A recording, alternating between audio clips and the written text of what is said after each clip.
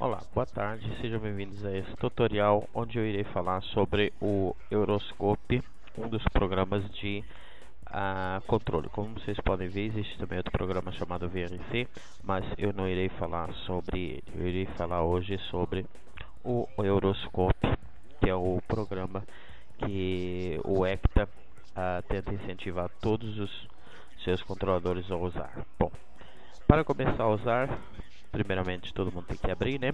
E daí escolher um dos aeródromos que vai optar por controlar. Eu aconselho todo mundo a escolher principalmente um aeródromo e se acostumar a ele, né? Pegar o jeito de controlar nele antes de partir para outro. Não adianta você saltar de aeródromo em aeródromo sem entender como que funciona esse aeródromo, tá bom? Então eu vou começar aqui como eu estava operando em São Paulo antes de eu fazer esse tutorial. Eu peço desculpa. Esse tutorial. Então eu vou continuar em São Paulo. Então eu vou dar 2 cliques aqui em São Paulo.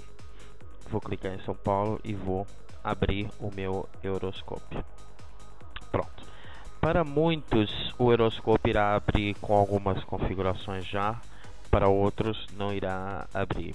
Isso é que alguns setores, quando você baixa, ele já baixa com algumas configurações. Como podem ver aqui, ó, já tem quase tudo aqui colocado, né?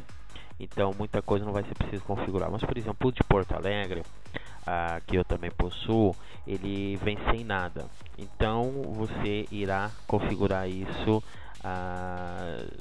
no Display Settings, mas irei lá depois. Para começar, se isso aparecer sem nada, antes de você conectar, você tem que preparar tudo, né? Tudo que você tem que preparar. Por exemplo, aqui ele já vem com o METAR. Esse METAR nem sempre vem disponível, mas você liga aqui. Ó, como vocês podem ver aqui nesse Quick Look, está tudo marcado, menos o Show Simulated Aircraft. Pronto, o Simulated Aircraft você não precisa dele, então aqui basta você marcar tudo que vai aparecer tudo para vocês, inclusive esse METAR. Tem algumas opções em alguns aeródromos que você liga e ele não tem esse Show METAR List. E daí você precisa para quê? Você ter sempre aqui o METAR, né? Para quando você quiser passar para a galera, né? Para os pilotos falar qual que é o METAR presente, tá bom? Pronto. Depois de ter tudo programado aqui, que infelizmente já está tudo feito, né? Mas seria algo como vir aqui em Other Settings, Display Settings, né? E marcar todas essas opções. Por acaso nem marcar o RTC Boundary, Low Boundary, High Boundary, mas eu vou marcar aqui, né? Opa, probleminha aqui.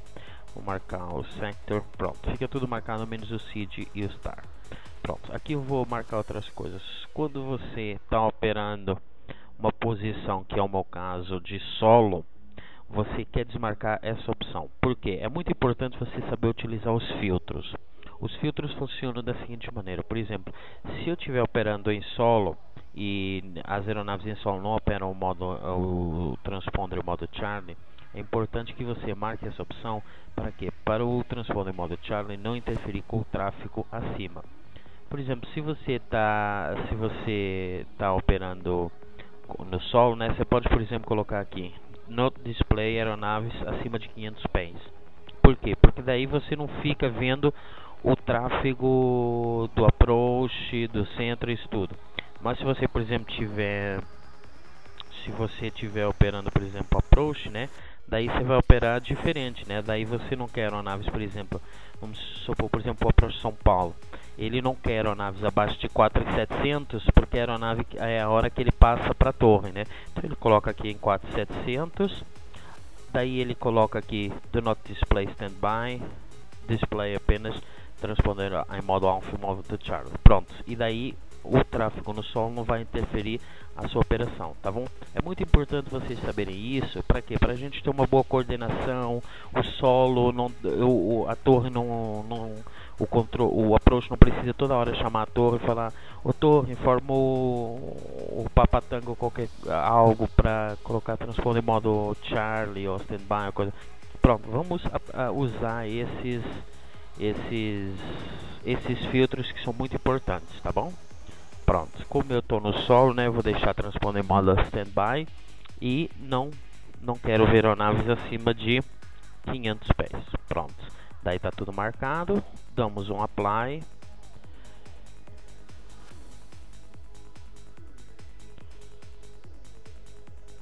Ô louco. Ah, tem um 0 ali. Pronto, desculpa aí, esqueci, tem que ter pelo menos 0, né? Pronto, agora deu um OK. E tudo que está aqui marcado nas minhas opções vai ficar salvo aqui no aeródromo. Pronto, peço desculpa aqui pelo meu PC, né? Mas deixa eu dar um OK aqui. Vamos lá. Agora eu vou começar a parte de conexão e explicar um pouquinho sobre como se encontrar conectado e operações e assim, tá bom? Pronto, esse tutorial aqui de configuração vai ficar por aqui. Daqui a pouco eu vou configurar mais, né? Como vocês viram, ele já ficou assim um pouquinho desconfigurado do que seria a operação standard, né? A operação padrão. Mas isso foi só um exemplo para vocês verem a disposição de tudo, de todo o display. Algumas opções serão marcadas depois, mas isso será no segundo tutorial, tá bom?